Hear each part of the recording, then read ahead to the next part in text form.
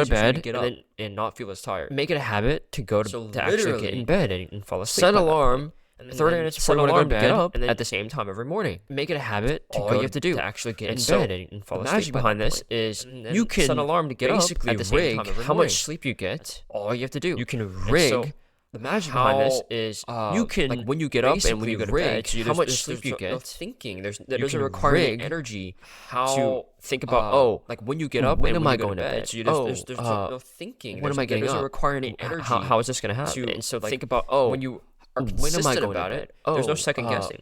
You know When am I exactly getting when you're up? going to bed. How is this going to happen? And so, when like, there's little when you friction, are and when you consistent don't about have to it, second there's no guess, second guessing. when you don't need to You know make exactly when you're going to a bed. decision to do And something, when there's little friction, it is and so when you don't have to second much guess, easier when you don't need to make do the thing. A decision to right? do So if you something. tell yourself and you It is make an so alarm to go to bed much by 9 easier and you set an alarm to for do the 8:30, thing.